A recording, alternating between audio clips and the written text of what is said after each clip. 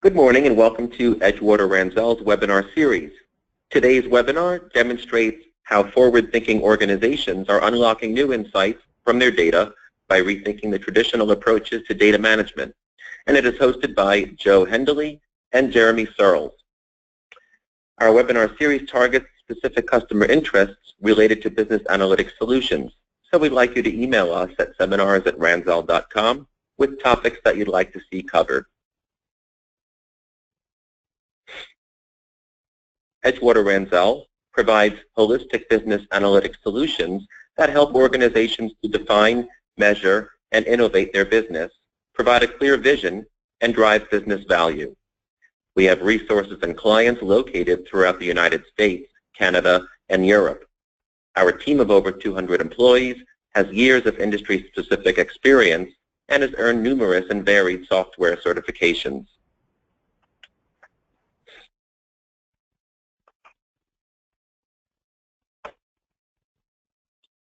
Edgewater Ranzel celebrates 20 years this year as a leading business analytics service provider and was recently recognized by CIO Review magazine as one of the 100 most promising big data solution providers.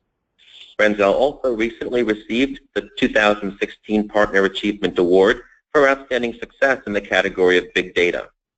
For the third year in a row, Edgewater Ranzel has been recognized by the Commonwealth Institute and More Research as the 5th largest woman-led business in Florida and is ranked in the top 10 for each of the last 5 years. Finally, Edgewater Ranzel's acquisition of Chicago-based Branchford, an Oracle Gold partner that specializes in big data and data discovery technologies and solutions, has facilitated Ranzel's expansion into emerging Oracle big data space and has helped Branchford to rapidly expand their offerings. Today's presenters are Joe Hindely and Jeremy Searles. Joe arrived at Ranzel as part of the Branchford acquisition and has spent his nearly 2 years with the company as a technical consultant. During that time, Joe has become proficient in Oracle Discovery products and has participated in the installation, customization, and maintenance of those technologies for numerous clients across the nation. And he has led external discovery boot camps as well. As a self-proclaimed sports nut, Joe has been passionate about big data since reading Moneyball and is eager to share Ranzel best practices for modern data architecture with Ranzel's customers. Jeremy works as a technical consultant in Ranzel's big data practice. He comes from a background in medicine and emergency services. Through his diverse work history and epidemiology training, a strong interest for analytics and data science emerged. Jeremy has demonstrated a zeal for data discovery and big data solutions. His passion recently led him to become an Oracle Big Data Certified Implementation Specialist. Joe, I'm going to turn it over to you now and make you the presenter.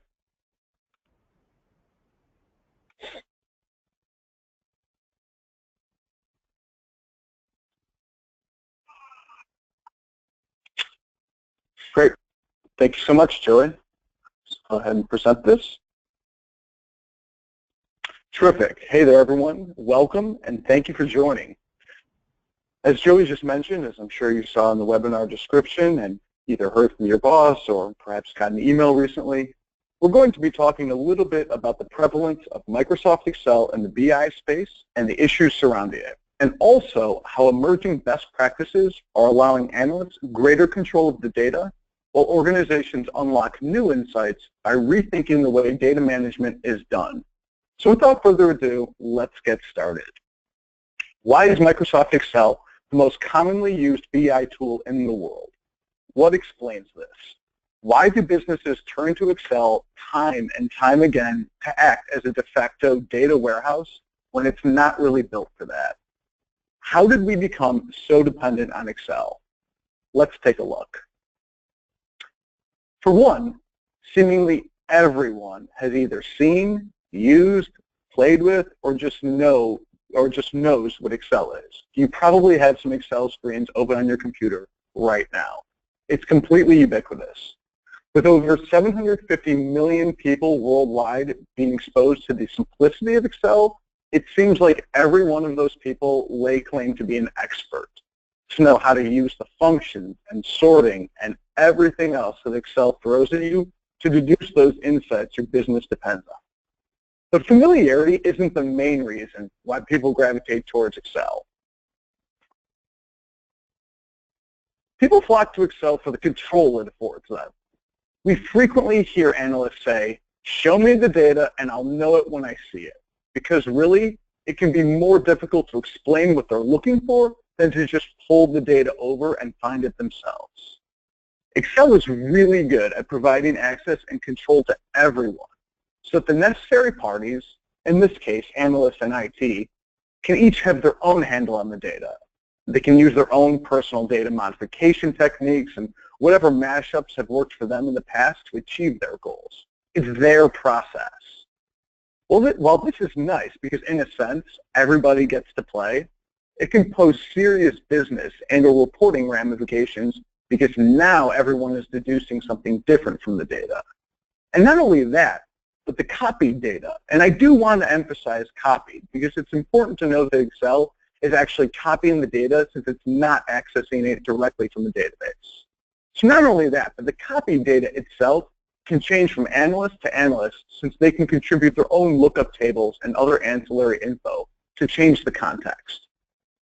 So in this light, Excel is terrific at providing control, but we see three primary shortcomings associated with Excel being the tool of choice that will continue to be amplified as the data landscape further evolves.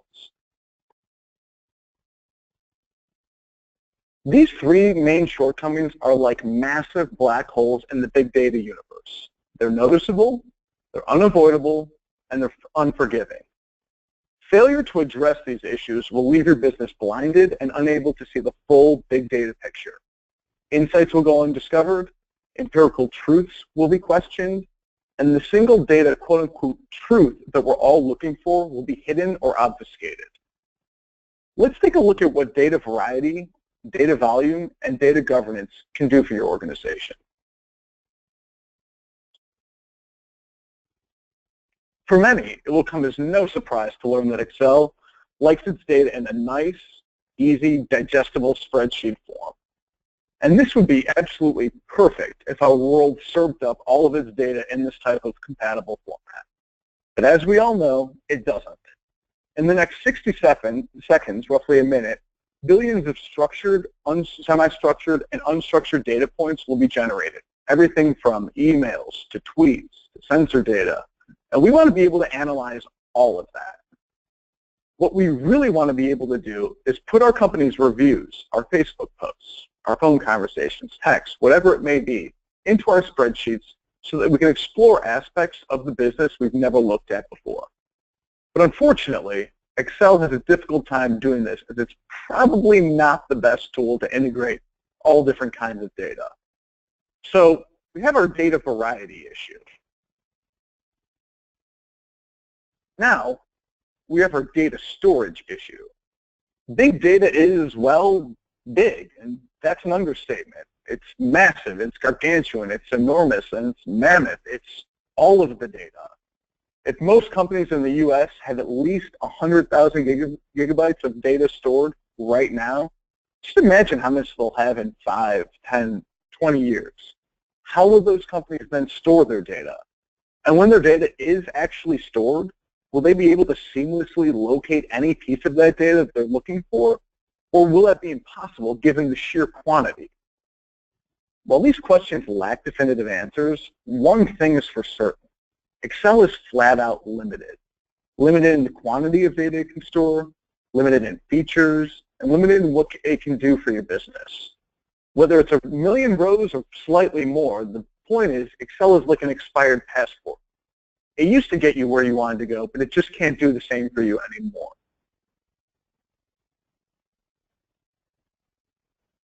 Finally, Excel lacks the capacity for meaningful data governance.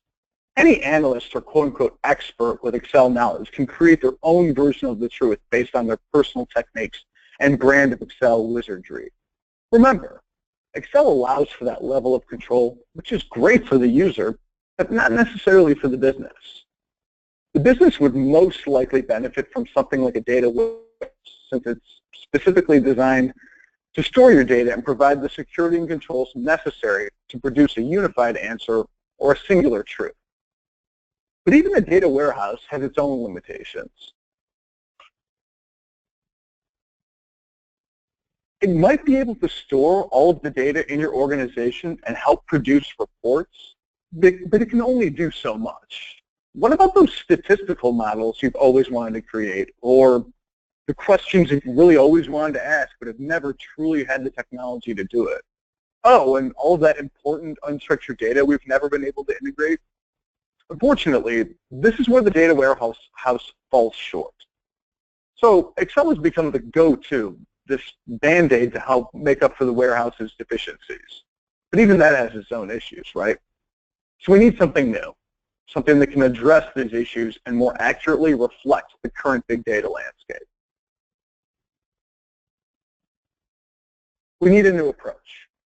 We need a new approach that, one, gives responsible access and control to analysts and puts proper security measures in place so that analysts only have access to what they need. Number two, allows us to ingest all of our data. So all of our reviews, our transactional data, our sensor points that we mentioned earlier, all of our structured, semi-structured, and all of that unstructured data, any format. We need a new approach that, number three, has one centrally governed repository so that the analysts can all arrive at the same singular truth. That, number four, complements our existing architecture. So we don't want to tear down the neighborhood and simply start from scratch. We want to actually leave those houses in place and simply build better infrastructure around it. And finally, we need a new approach that five, scales our analytical capabilities so that we can begin to create more robust, meaningful reports and truly start to explore the questions we've never been able to ask before. Through this approach, we're looking to introduce two main concepts to the business.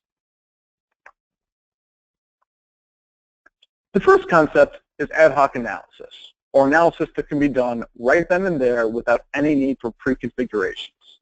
It's the on-the-go analysis. It's what analysts are really after when they say they need control. Your organization is most likely familiar with traditional BI reporting, with living in the space between questions your organization is asking and things your business knows. It's comfortable and predictable here, but it's no longer getting you the level of insight you need to make really smart decisions.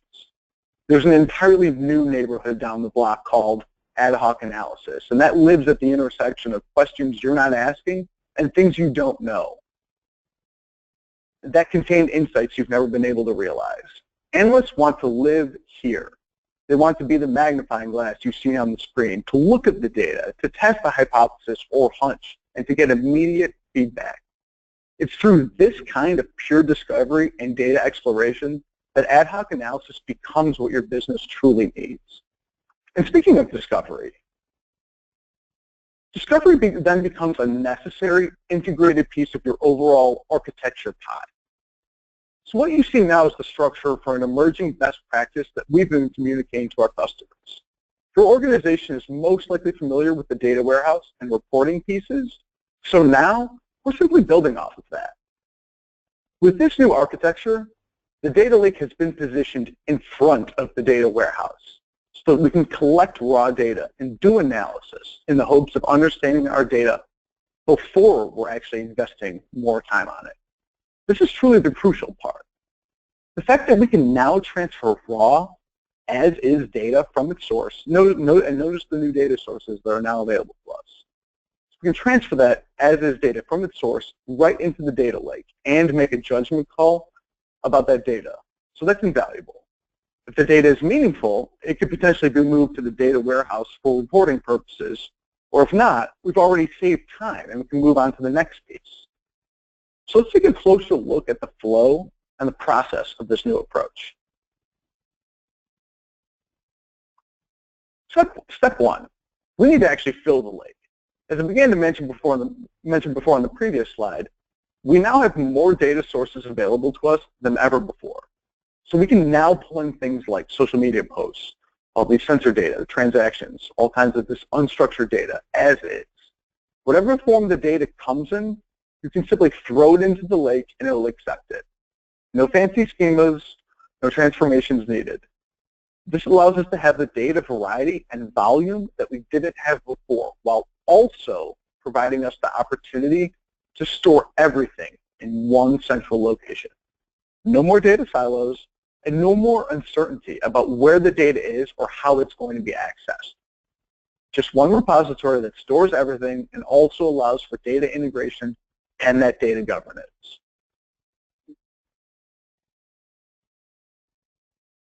Step 2 is to add a discovery layer so that the analysts have a level of control that is compatible with their job functions. So they'll still be in control of the data, and they'll still be able to use their own brand of analysis. But now everyone will be working with the same data, the same version of the truth.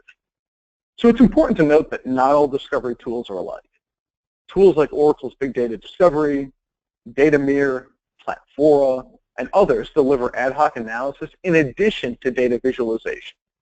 But others, however, fall short on their promises. Be sure to understand what your business's potential discovery tool can do before moving forward. Finally, step 3 is to transfer our data and insights to the data warehouse and leverage the architecture we already have in place. The beauty of this is that the data lake data warehouse relationship becomes a two-way street, and that after the data has been transferred to the warehouse, it can then be leveraged for existing or new reports and then seamlessly archived back into the lake. This relationship can have a dramatic effect on your business by providing quicker time to value, more data from a greater number of sources, and more capability for your organization. And more capability ultimately means a more precise understanding of your business and the problems that you're trying to solve. But that's not all there is to gain. Taking a step back, we get a clear sense of the bigger picture now and what we really have to gain by introducing a data lake and discovery capabilities into our ecosystem. As I touched on earlier, your company will be able to house all of its data under one roof with zero risk of data loss. And it'll have access to the power of the data lake for large-scale, meaningful transformations. Beyond that, the data lake helps to lay the foundation for tapping into analytical capabilities that have most likely not been available to your organization before. Things like machine learning, search, and real-time alerting, all available now. And cost, well, that's important to everyone. The data lake is built to take on data and potentially some of that reporting so that over time, the actual overall size and cost of your warehouse will shrink. So while this sounds great in practice, let's take a look at the data lake in play in a real-world scenario. And now I'll pass it off to Jeremy. Great. Hey, thanks, Joe. We really wanted to show kind of a better understanding of what a data lake can do for an organization. And to do that, we created this fictional resort named Flip Flops, not to be misconstrued with any other resorts that perhaps have some footwear-based names. But what we want to do is follow their marketing team and try to answer some complex questions in relation to their business. And on initial inspection, maybe the question doesn't seem that complex, but as we can see with an Excel solution, it quickly does become pretty complex. So again, we're going to follow their marketing team, and we'd like to better understand the impact of social sentiment on our sales, our heads in beds, so to speak, in the industry. So our current strategy right now is FlipFlops is using basically database file dumps of Excel format and trying to join that data together. It's really painstakingly attempting to join and interpret data against multiple spreadsheets, can be downloaded at different times, and trying to interpret that data based on what you have at hand. And going back to what Joe had talked about, losing that governance. Once that data's been downloaded to a desktop, you now have a copy of the data. You don't have actual access to it. So again, to talk about what Joe was stating earlier, most analysts, when we look at the data, that's when we start postulating questions. And I think that's one of the pivotal kind of change of thought that a data lake can bring to the organization of you really can see a question first or postulate a question and then bring the data to the question, which I think is really cool. just the ease of bringing new data in allows us to make the question first. So our marketing team says, does the resort's weather, our resort, impact social media sentiment? So is there any kind of correlation between the two without even discussing the types of data needed or anything like that? This is just kind of one of those out of the blue questions they think of, and what tools can we use to answer this question? So with our current practices, there's definitely limitations, and this is where we can start to see Excel really fall short. We need to use data that probably doesn't play well with Excel, and even if we can find that data, it's probably not going to be in formats that are friendly to Excel, using different APIs and trying to get the data into a format that Excel can join it and then eventually even visualize on it. And this can be a pretty labor-intensive process, and the problem is, we're postulating this question, but it might not pay off for our organization. It could turn out that maybe there is no correlation. How much staff time have you now used to try and answer a question that might not pay off? So just to give an example, so we threw some semi-structured data into Excel, and this is for our resort. This is a TripAdvisor review that we pulled out. And you can just kind of see how it just doesn't play well with Excel and these large free text fields, and Excel just doesn't have the search capability to search through it or the any way to pull keywords or really get value out of this text, even if you were able to join the data maybe to another data source.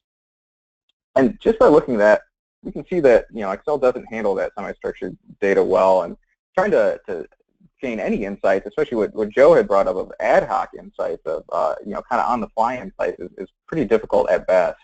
And so this is where we really want to start talking about outgrowing Excel and moving into a data lake solution. So right now we kind of have our diagram of our data lake, and we have two sources on the far left. You can see we have some weather and we have some tweets. And those are the first two things we'll need to answer our question of, does resort weather affect social sentiment? And we can just, as is, whatever file format they're in, we can pump those right into the data lake. And again, that's the beauty of the lake is there's no need to create a schema first or to format the data.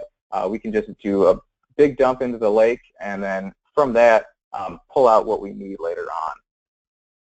And additionally, we can bring in transactional data too. So data from additional sources. We have some marketing data.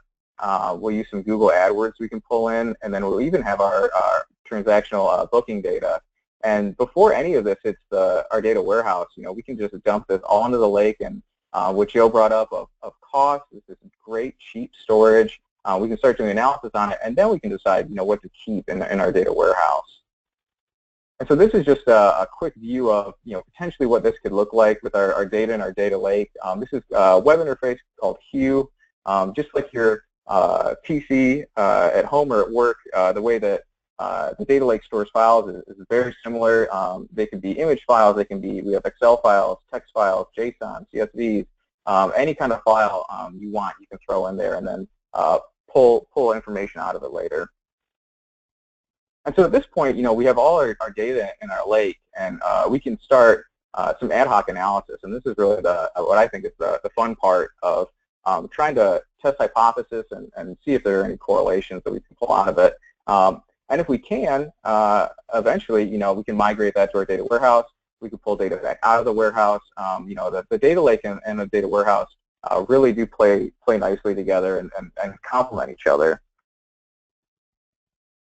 So, there's a variety of tools that we can use, and Joe talked about it earlier, of both proprietary and open source. Today we want to give you a quick view of Oracle Big Data Discovery. We really like it.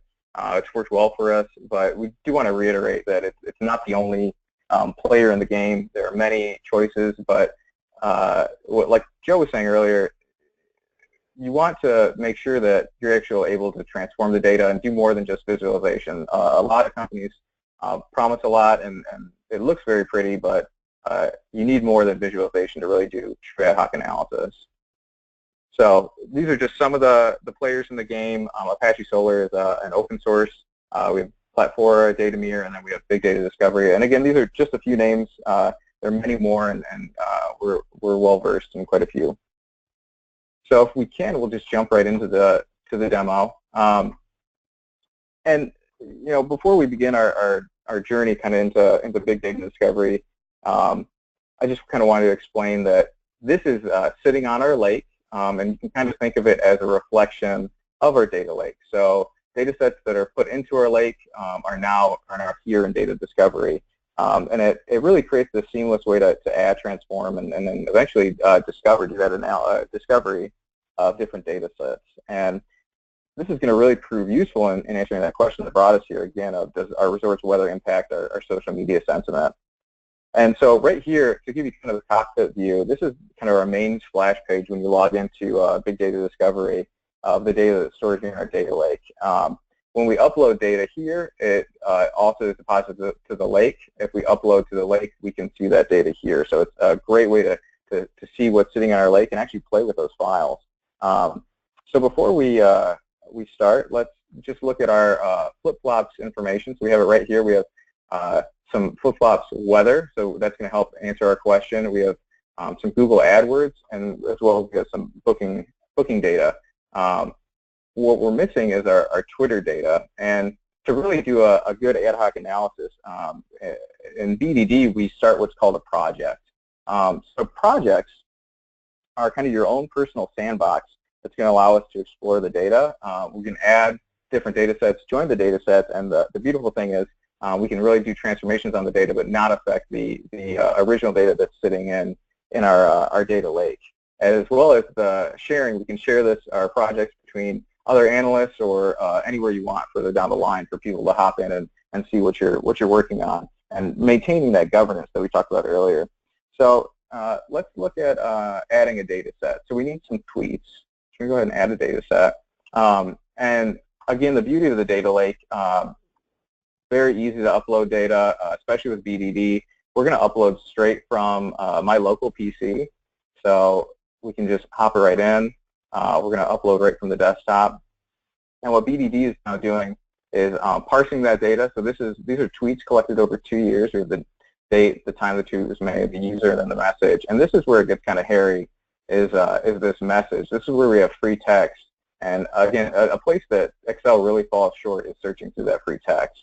So we can go right next. We're going to create this data set, and this will create the data set in our data lake for us. So it's already being done, and it's BDD is cooking right now. So we can return back to our catalog while that's working. And we talked earlier about creating that project. So let's take our first step, and we're going to grab our weather data and take a peek at that. So this is weather that was recorded over the same period that our tweets were, so over a 2-year period. And we can see here that we've got some typical weather attributes. So we have our conditions in text format, and this is going to come back a little bit later. It's really nice to work with. The date the weather was collected, dew point, heat index. And as you can see here, what BDD has done is already parsed a lot of this information. And based on like here with our bar graph, we can already see that mostly cloudy was the most recorded record we had. So even right now, I mean, talk about ad hoc analysis, just with one data set before we joined or explored anything, we're already starting to garner some insights from our data and see that it's being parsed correctly by BDD. So what we're going to do is add it to a project. We don't have a project yet, so we'll create it. Tweets and weather. And we'll also add our Twitter set as well, which should be done uploading in Big Data Discovery. We'll go back to the Big Data Discovery. And we're going to add our Twitter data to our new project. And before we start working with our Twitter data, what we really want to do is transform the data. And so this goes back to, again, the power of transformation. And right now I'm just adding Twitter data to our tweets and weather project we just created. And the power of BDD and the data lake of doing quick ad hoc transformations of our data, because in reality, you're always going to have to do some changes to the data eventually to get certain attributes out of it or certain information cleaned out of it. So we started in the explore phase. That was just seeing each of the attributes. We're now in the transform phase. So let's do some transformations, some quick, easy ones. So right here we have that free text message that I talked about. Let's enable full text search. And again, something that where Excel would fall short is being able to search through these tweets kind of on the fly and glean quick insights out of them. So as I added it to the transformations, now here in the transformation script. So what this is going to do is create all my transformations. It's going to list them out, and then I can actually commit them to my projects. I can start working. So changing the data sets, we can convert them. We can do a lot of cool stuff to it. But today we're actually going to do something that I think is really cool and something you definitely can do with Excel. I'm going to search for a function, and what I want to do is get sentiment. So what I'm going to do is actually have BDD. I'm going to feed it this message. Just easy as that. I love functions that are that easy. Feed it the message, and then actually have it create sentiment analysis based on the message. So we're going to just do positive or negative sentiment. What it's going to do is create a new attribute, a new column here based on our tweets. So we can go ahead and just add this to our script. And by adding it to our script, we'll get a nice preview of the data too. So we can kind of, so there we go, it already did it. It's now grading our tweets as either positive or negative, so it's great. We're committed to our project. Now we have two changes we made to the data set, and we can start the discovery process. As we talked before about about Excel, trying to join data sets or work with multiple data sets can be pretty hairy, and you can really invest a lot of time into it. And I think this is really cool. Never will you see joins this easy. So we have both of our data sets here in a nice graphical representation. We have our tweets and we have our weather. So let's just, to join the data sets, we just have to just drop a line there. We're going to select an attribute. So it's already parsed all of our attributes out of our document. So we have date, so we can join on date, apply it, and then that's it. So now we've joined our two data sets together. You can see they're joined by date. And so we can start taking a look at our data. So let's look at a results list, and this will populate some information. I like this, but I want to actually customize it with some attributes of my own. So what I'm really interested in is being able to view my tweets as I refine. So to do that, we have flip-flop weather and flip-flop's Twitter. So this is auto-generated based on our join. And so here we have all the attributes from our join, which is perfect. So our date, let's pull out our message. We have the user that made the tweet. You can see below it's building that output. And then perfect, yep, message. And looks like we're good. So again, it's just super easy, super friendly for any kind of work here. So let's go back to, we'll save this. Perfect. Okay. So now we have our tweets and our weather. So here are our tweets, and then let's get a visualization of our weather. We'll build a chart. We'll do a pie chart, and this is where we can add some great visualizations. It's super easy again. So pie chart, and remember we had those conditions that we talked about that were in text. So boom, right there, pulled up conditions, and so now we've already done some pretty quick discovery. If we go back to our refinements, again, something in Excel that we just can't do is we have all of these attributes that we can refine on the fly. We did enable full text search in our tweet, so let's just search for weather as an attribute. And so what it's going to do now is create weather as a keyword and just pull out tweets that have to do with weather. So as we can see down here, everything has to do with weather. So this looks good, weather, weather, weather. So what we're seeing here is all of the weather that occurred during the periods those tweets were made. We can take it a step further since we did that transformation and actually refine by the sentiment that BDD made. So let's look at some of this sentiment. We have positive sentiment. Cool. So when positive tweets were made about weather, our conditions were clear, a little bit of rain, but for the most part clear. And then we can hop right down and see, gorgeous weather, lots of activities, sat out day enjoying the weather. So right from here, we've got a quick, easy, down and dirty way to kind of get initial inklings of a correlation between the two. Our original question was, is there any kind of correlation between our resort's weather and Twitter sentiment? It looks like there definitely is the beginnings of some. Well, let's look at negative tweets about weather. So we have negative tweets regarding weather, and then these were the types of weather that occurred. So we have overcast, thunderstorms, light thunderstorms, and rain. So and nothing earth-shattering as far as revelations, but what we're doing now is we're taking one more step to confirm our hypothesis in a very, very short amount of time, which is really cool, and just how powerful of a tool this is. So this is all well and good. This is very useful information, but we need to take it a step further.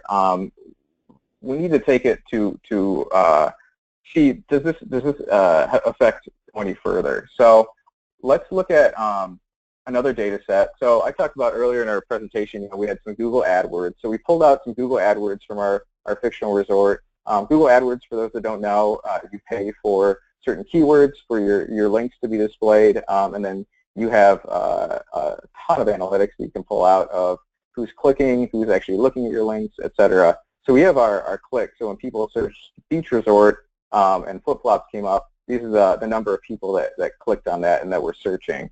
So we're going to take this and actually take our whole project a step further. So this is a project that I built. So we have our project right here. What I did was pre-baked some extra pages here, and again built it the same way that you guys saw, working with our tweets and our weather, and then just adding again this additional data set of clicks.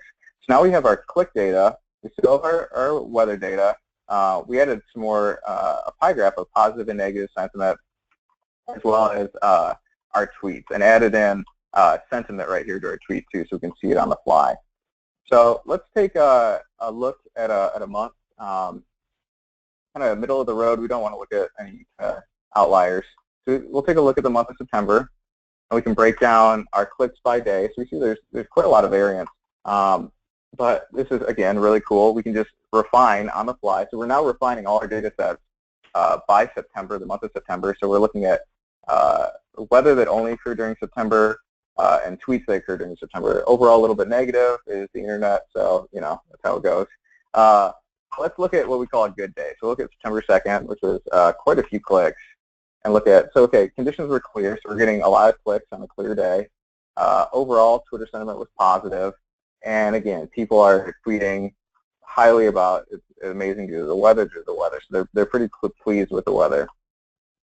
Let's do the converse. So we had a good day with a lot of clicks. Let's look at a day that maybe wasn't so hot. So here we have the 24th, a little bit later in the month. We can refine by that. So now we're refining all of our data sets on the fly, our click data and our weather and Twitter data. So it was raining on that day. Twitter sentiment about weather was overall negative. And we can see weather's not good. There's a lack of activities during the weather. So again, this isn't, we're not looking at p-values or odds ratios. This is quick ad hoc analysis, but that doesn't mean that there's nothing you can glean out of this. So we're seeing the beginnings of a correlation, and we're seeing that people are complaining about a lack of activity. So something we could do immediately is, work on getting more activities in our resort, and getting a quick return on investment for what I really consider is not a lot of work. So this is interesting. We're seeing a correlation, but clicks don't make us money directly. What makes us money, as I said earlier, as we said, heads and beds. So we need booking data. So let's go and look at some booking data. So we took the liberty of adding our booking data too. So this would be transactional booking data. We have our rate per night. We have our booking date. The guest city, just normal booking information, the number of nights they stayed, their room type, room count, etc. So again, we took the liberty of pre-baking another page. So we have 4 data sets all working together hand in hand. We have booking data, click data, Twitter data, and weather data. And what we're really trying to do is start to build up, like I said, a correlation between them all. So at the top of the screen, you can see we've added a summarization bar. So for the month of September, we're still in September at 611 bookings.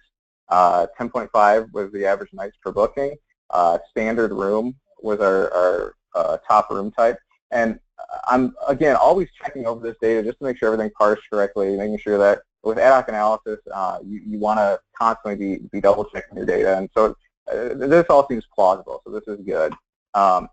We looked at before the 2nd and the 24th, and we can see that we have a good jump here of rooms on the 2nd, and then a kind of a dip on the 24th. But really what we need to do is see this data together. So what I did was added our click data and just created a trend line over our booking data. So you can see not a perfect correlation, but I don't need an alpha level and a p-value to start to think that there's probably a correlation going on here. And again, this is quick ad hoc analysis, but we've just added 4 data sets. We've now visualized the data, and we're starting to see that there probably is something to this hypothesis that the weather and especially the social media sentiment, that we can change that sentiment really changes our online presence, and that presence does directly correlate to our bookings, which is our bottom line. Again, we have our Twitter sentiment for that month, and then we even added in a table that would have the specific weather data. So if we were really concerned about types of weather, we could drill down further. So again, really fast, really powerful, quick interpretation of the data. And this is really what we mean when we say ad hoc analysis, of being able to take this data and then eventually extrapolate some bigger findings and really get into some investigation into a correlation. What we'd like to do is eventually incorporate some of these findings, such as Twitter sentiment. We can aggregate that and then incorporate that into our regular reporting, and then make some result-wide changes. And we even saw that that lack of activities, that could result in some quick result-wide changes, and that's a great return on investment for, like I said, such a small, short amount of time invested. And so we talked again about incorporating those insights. So any insights that we discover, could be included in that traditional data warehouse, so going from our lake to our warehouse, and incorporate it into our regular reporting. So making use of that data in our reporting, which again, everyone is going to use reporting. So if we look at kind of what we accomplished in a very short amount of time using a data lake, we had centralized access to heterogeneous data. So we had very different data sources all coming together in one lake. We had very powerful data transformations that were quick. We easily joined the data. We visualized our fields within a couple moments. We garnished quick insights without any significant time investment, and especially something that we're concerned about is maintaining that data integrity. So everything was, nothing was brought onto my desktop. I was able to upload files, but I was viewing everything live. So I could share that data, and it's staying in one repository. So in contrast, with Excel, we really don't have that heterogeneous data. We have one kind of data with local access. Creating those transformations would be extremely slow. How quickly we were able to join data sets is just not possible. Visualizations, if we were to do that, you have to build them and configure them. And something we talked about earlier is just the staff time of trying to answer this question. And again, could you really take a question first and bring the data to that with Excel? We don't think so. And once you've downloaded that data, now you've lost your data governance and your integrity of the data. So with that, I'm going to hand it back to Joe. I just want to thank everyone for hopping on, and we really appreciate it. And please contact us if you have any questions or want to learn more. Great, thanks so much, Jeremy. So what now? Typically, number one, let Ranzel help your organization understand how to best move forward with an analytics roadmap. So Ranzel typically looks to help plot out the steps to get you from A to B, from where you are today to where you'd like to be in the future. And number two, start small with your data lake. So we emphasize starting small because obviously this is a process, and it can be a little overwhelming trying to tackle everything all at once. So instead, our goal is to help mature towards a vision. And obviously, as Jeremy just mentioned, feel free to contact either Jeremy or myself about anything really that you heard in the last 45 minutes or so, whether it be the architecture slides or content that I covered or anything about the demo or big data discovery or some of the other discovery tools. So if you have any questions, please reach out to us at info@ranzel.com. And thanks, everyone. I will kick this back over to Joey. So thanks so much. Okay, thanks a lot, Joe. Just to wrap this up real quickly, I just wanted to mention that a recording of this webinar will be available on our website shortly, where you may also find a number of previous webinars posted. Our webinars cover a range of topics, so we encourage you to visit our website to view upcoming webinars that you may find valuable. Our next webinar will be hosted on August 30th to share the success achieved with Oracle Hyperion Profitability and Cost Management at PGI, an Edgewater Ranzel client. Please visit our webinars page on our website, www.ranzel.com, to learn more about and register for this or any of our upcoming webinars. Thank you to our audience for joining us, and thanks to both Joe and Jeremy for sharing your knowledge and expertise during this presentation. This concludes today's webinar.